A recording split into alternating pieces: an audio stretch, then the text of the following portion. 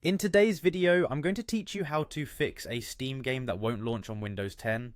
First things first, open up your Steam app. If it's your first time logging in or you've recently cleared your settings, it's important to start by entering the app, which you can find easily on your desktop or by searching in the Start menu. Once you have Steam open, go ahead and click on the Login button. Now you'll need to enter your account name and password. To ensure you have a smooth login experience, double check that your credentials are correctly typed in.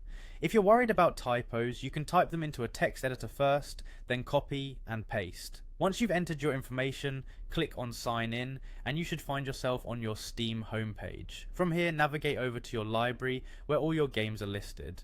Now the focus shifts to the game that's struggling to launch. Find the game that's causing you issues, and let's right click on it. This will bring up a context menu, where you should select properties and head over to the installed files section. We're now going to use a handy Steam feature called Verify Integrity of Game Files. This option helps ensure that none of the game's files are corrupted or missing.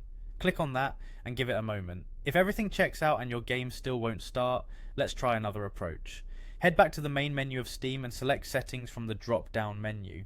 Next, click on the Download section. Here you'll find an option that says Clear Download Cache. Click this. Remember, clearing the cache might require you to restart Steam and log back in afterwards, so be prepared for that step. Sometimes a stubborn cache can be the culprit, and refreshing it could fix the issue.